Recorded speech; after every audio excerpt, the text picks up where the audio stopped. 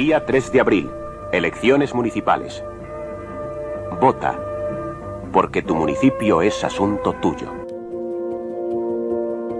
El 3 d'abril de 1979 s'obria un nou camí per un país que tenia a l'oblit el significat de la paraula llibertat. Les primeres eleccions municipals democràtiques tornaven la veu als veïns i veïnes per decidir el futur dels seus pobles i ciutats. Els primers ajuntaments democràtics van ser l'escenari del desenvolupament de la participació ciutadana en la política i la consolidació de la democràcia i els drets ciutadans. També van ser el començament de l'extensió de serveis de primera necessitat que ara són universals i que llavors no ho eren. Els ajuntaments democràtics es van convertir en la primera línia de defensa dels drets i de la qualitat de la vida dels veïns i veïnes. La tarda del 19 d'abril, 27 homes i dones feien un pas endavant i es comprometien amb la ciutat i amb la democràcia. Es constituïa el primer consistori democràtic a l'Hospitalet després de 46 anys de fosca dictadura. Moltes sensacions i emocions es barrejaven a un saló de plens, ple de gom a gom, que per fi obria les seves portes al poble. Crits d'unitat, unitat, d'un públic on es barreja gent de tots els barris de l'Hospitalet, des de sindicalistes a fins i tot nens i nenes d'escoles, que van suspendre les classes per assistir a aquest dia històric. Bueno, yo creo que fueron momentos de mucha ilusión, de gran alegría, pero sobre todo de una gran responsabilidad. Il·lusió compartida por todos. Molt il·lusionats per poder estar en una nova etapa que tant havíem lluitat per aconseguir-la. Porque decíamos, el ayuntamiento hay que abrirlo para la ciudadanía y era una emoción enorme de querer transformar tanta miseria y la situación que había. Sobre todo ansias, una ansia desorbitada por participar en construir una ciudad verdaderamente abierta a la ciudadanía y a disposición del pueblo. Tenía la mayor ilusión de mi vida es representar no solamente al partido, sino a la gente que en ese momento estábamos luchando en la ciudad por más justicia y sobre todo más democracia en el Ayuntamiento de Hospitalet. Bueno, sentía una cierta alegría y al mismo tiempo una preocupación, porque veía que nosotros íbamos con muchas ilusiones, pero eso era una cosa, y otra cosa era cómo estaba el ayuntamiento econòmicamente y cómo estaba todo. Perquè era conscient que estàvem escrivint una pàgina d'or a la història de la ciutat. Dos, perquè estàvem construint, repeteixo, democràcia, que passava de ser una frase reivindicada fins a aquell moment a traduir-la en instruments per la gent de la ciutat. Allà dintre jo era el representant de centenars de veïns de l'Hospitalet que havien estat lluitant fins a llavors per millorar la ciutat. Estava tot una mica per fer i entre tots vam anar intentant construir una ciutat diferent en tots els àmbits. I per primera vegada teníem l'oportunitat de tindre l'ocasió de poder estar al servei de la gent. Molta por també de si érem capaços de respondre en aquest repte. Una cosa que no he vist més, no? Tot el saló dels plens, pleníssim de gent, asseguts per terra, i tothom cridant una paraula molt bonica que és unitat. Porque aquello olía como a trabajador, como a obrero, no ahora que huele como a mucha colonia, ¿no? Allí olía a obrero y esto de los gritos de unidad, pues me llegó mucho, muy profundamente al alma. Y por eso siento el orgullo, la ilusión, la satisfacción de ver la sala de plenos llena de amigos, de compañeros, de familiares,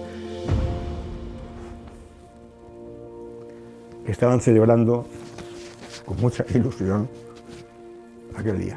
I com que havia veïns al meu barri que els coneixia, encara em va emocionar més, no? Perquè dic, aquesta gent espera molt de nosaltres. Y al final logramos el primer gobierno tripartito. I una gran alegria perquè després de molts anys de dictadura els ajuntaments significaven la peça clau de la democràcia de l'estat espanyol.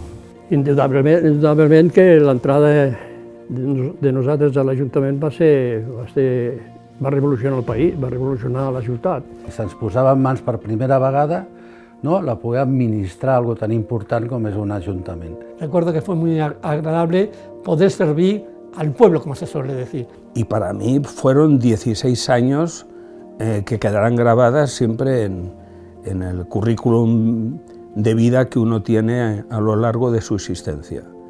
En aquell any, l'Hospitalet era un suburbi de Barcelona. Era una ciutat dormitori que als 60 va doblar la seva població, de 122.000 a 240.000 habitants, sense cap mena de planificació. Estàvem abocats a ser la porta del darrere de Barcelona, però la feina d'aquests homes i dones va permetre capgirar la situació. Barris com Bellvitge van créixer caòticament a l'ombra d'una especulació ferotge sota la dictadura. El nou consistori tenia un gran repte per davant: dotar de serveis bàsics als barris, d'escoles, enllumenat, clavegueram i idear un model de ciutat per les persones. Mira, la ciutat era un desastre. Un caos. Un caos. Estaba hecho un verdadero desastre en aquel momento como estaban las ciudades. Era una ciutat amb moltes dificultats, amb moltes necessitats. Jo me'n recordo que quan tenia que anar a Barcelona a fer una gestió, eren 3/4 d'hora per anar, i la cua perquè passava el tren per la meitat per Santa Eulàlia, o si anaves per Collblanc era horrorós perquè hi havia uns túnels petits. Transformaciones grandes no se podían hacer porque Hospitalet era una ciudad dormitorio sin espacios para hacer prácticamente nada. Recordo una ciutat amb fang, amb poques aceres, és a dir, una ciutat on faltava de tot. No había un proyecto para la ciudad. Amb molts carrers sense asfaltar, amb manca d'escoles, evidentment de centres d'atenció sanitària. Perquè eren conscients de que el pressupost que teníem a la ciutat era un pressupost minso per les necessitats d'aquells quasi 300.000 habitants que tenia la ciutat. I això dificultaria moltíssim el que nosaltres preteníem, que era retornar drets de ciutadania a la gent de l'Hospitalet.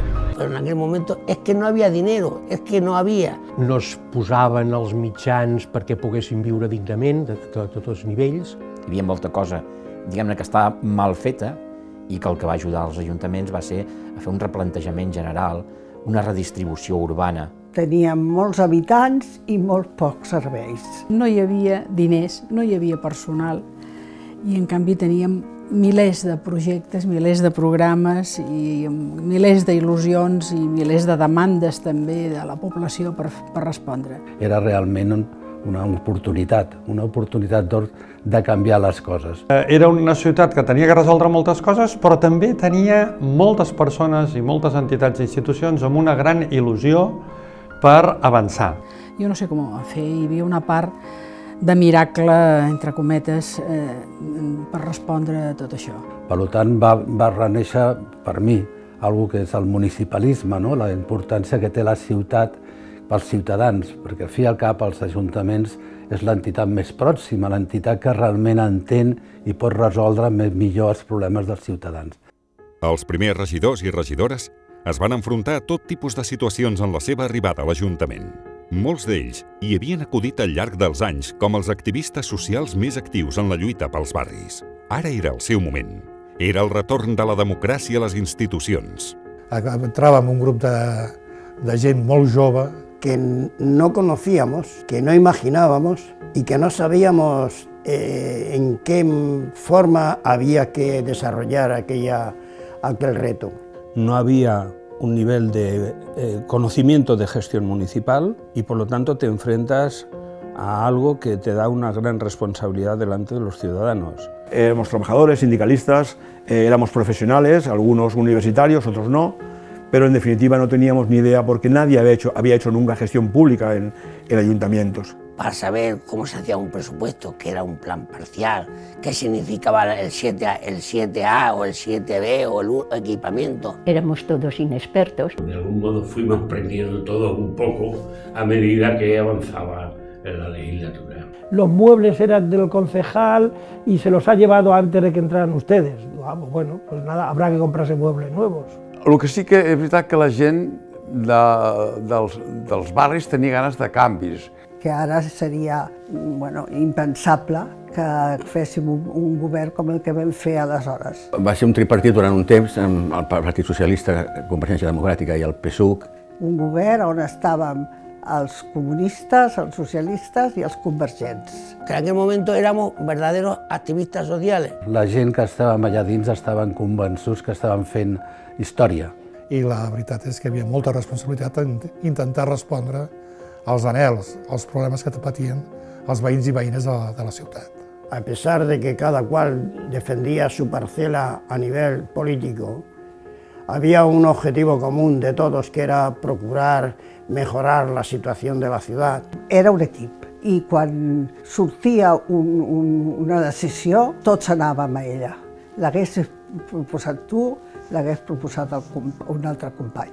Pero siempre lo salvamos con aquello de decir que coste nada.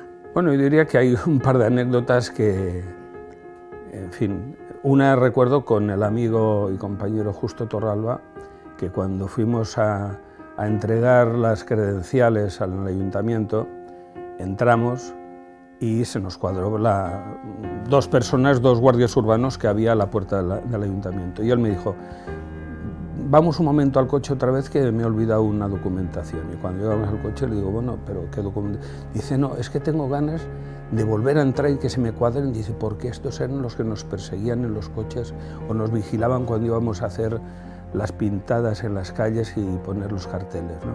Anécdotas tenemos del paso de aquella coalición 12-11, como por ejemplo que siempre teníamos a Jaume Valls protestando, porque le quitábamos los carteles. Él ponía carteles, el ayuntamiento tomaba la decisión de tener más limpia la ciudad y él ponían carteles y lo mandábamos quitar y siempre se estaba metiendo con Pujana y conmigo porque le quitábamos los carteles. Anécdotas de estas, muchas. L'havia, si em recorde, de que en una ocasió vam estar parant els trens de la Renfe durant una hora allí, a baix, no es podien haver aixafat els trens, però mira, va parar un i després van anar parant tots i vam aconseguir que es construís un pont des de Bellvitge al polígono i a més que es construís una estació de tren. En aquella primera legislatura els meus amics Enric Vila, Jacint Borràs i Jaume Coma varen ser els tres regidors que al llarg havíem tret dos, en Vila va plegar i en Jaume Coma els va substituir i els tres malauradament ja no estan entre nosaltres i des d'aquí un record amb ells i a la família perquè van ser tres grans personatges dedicats al servei del poble. A vegades la política, les sigles, es quedar en un cantó i el que realment sortia era la política per afavorir a la màxima possible de gent de la ciutat. Creo que son personas que se dedicaron al 100% en la gestión del cometido que tuvimos para hacer de esta ciudad una ciudad singular y una ciudad propia, con personalidad. La pinya que vam fer com a equip de govern, també el suport de moltes entitats que van creure en el nostre projecte i ens donaven suport i va ser molt bonic. Poco a poco la experiencia nos fue enseñando cómo se iban sustituyendo elementos que no iban a facilitarnos la labor por otros. La dinàmica era impressionant. Jo recordo horaris d'allò d'entrar a la reunió de l'Ajuntament i sortir a les 12 de la nit, perquè si tenies d'atendre entitats no hi havia una altra manera. I per tant les demandes, les reivindicacions, les protestes inclús, les presències en el ple demanant ja solucions per les coses que venien atrasades, eren molt freqüents. Pues me encontré con unos marrones que tuve que lidiar y que eran tremendos. Nos reuníamos, había una comisión permanente y cada vez que había teníamos un desahucio o una gente que no podía comer o pagar la luz, decidíamos qué hacíamos. Tuve la suerte, en definitiva, de participar también en la creación del movimiento obrero a través de la creación del sindicato de comisiones obreras, del que fui secretario de organización. Que tuvimos que hacer de todo, tuvimos que crear un ayuntamiento nuevo en el sentido de la palabra, no como edificio, sino como institución democrática. Tanto ilusión teníamos nosotros y la gente. El problema fue que la gente pensó que en los primeros 4 años íbamos a solucionar todos los problemas. En total érem 3 dones en el consistori. Las mujeres íbamos siempre a la cola y si nos ponían eras por conveniencia. Santa Eulalia me conocían mucho y fue una conveniencia para traer votos. En aquella època no érem considerades persones, érem una mica el florerito que teníem que portar als jocs perquè, bueno, n'hi ha una dona. Per tant, també veure les diferències i veure amb il·lusió que les lluites de les dones avui en dia doncs, han guanyat almenys en número i segurament també en qualitat. Que ser dona i militant del PSUV i presentar-me a les eleccions municipals, les primeres democràtiques, per mi va ser un goig i una il·lusió molt gran. Això va ser la rebel·lió que vam aprendre de la dictadura, que si estàs callat, te fotés de gana. Muchísimos de los jóvenes de la ciudad no se imaginan las dificultades y las carencias que teníamos nosotros entonces. L'Hospitalet no té res a veure avui que fa 40 anys. Barris que existien però que estan actualment totalment remodelats. Estem parlant de la Torrassa, Santa Eulàlia, el que és la Florida, Pobilla Cases, tots aquests barris que estaven per fer. S'ha millorat tots els barris i les ciutats així del nostre poble. Hoy la ciudad ha cambiado muchísimo, la ciudad da un vuelco. Veig un canvi enorme, un canvi espectacular, perquè al principi l'Ajuntament era pobre i, malgrat aquests escassos mitjans, es va lograr donar-li la volta a la ciutat. Va ser una època potent, molt potent, però molt viva, perquè al fi i al cap és el que es tractava, no? De tindre una oportunitat de canviar les coses. I ara veig una ciutat totalment transformada, amb la qual és cert que els ajuntaments són les institucions que més han aconseguit millorar les condicions de vida de la gent i redistribuir la riquesa dins dels seus municipis. Y esto te alegra y te satisface que hayan seguido una trayectoria de servicio a los ciudadanos. Creamos un modelo de ciudad, un proyecto para la ciudad, y eso es lo que nos llevó a ser una ciudad dinámica, moderna, respetuosa, de convivencia, culturalmente avanzada y socialmente también. El treball conjunt i les polítiques socials de 40 anys d'Ajuntament Democràtic, en complicitat amb un fort teixit associatiu, han donat la volta a l'Hospitalet. Són incomptables els noms dels homes i dones que ho han fet possible, des de la institució i des dels barris. No oblidem els membres d'aquell primer consistori que no han pogut aparèixer en aquest vídeo, com Montserrat Perelló Riera, José Tejedor Soler, Juan Alcaide. I fem un sentit homenatge als que ja no són entre nosaltres i han deixat una empremta profunda a la ciutat, com Garcilaso Antonio Aguado Sánchez, Jacint Borràs i Manuel, Jaume Botey i Vallès, Francesc Candel Tortajada, Jaume Coma Carbonell, Manuel Monte Robert, Gonzalo Oliveros Llopis, Germà Pedra Penyalbert, Rafael Ruiz Díez, Joan García Grau, José Antonio Ruiz Ruiz i Enric Vila de la Hoz. Ells i elles van ser els primers. Van marcar el camí dels 141 regidors i regidores que, amb el seu compromís amb la ciutat, han aconseguit convertir l'Hospitalet en la gran ciutat que és avui.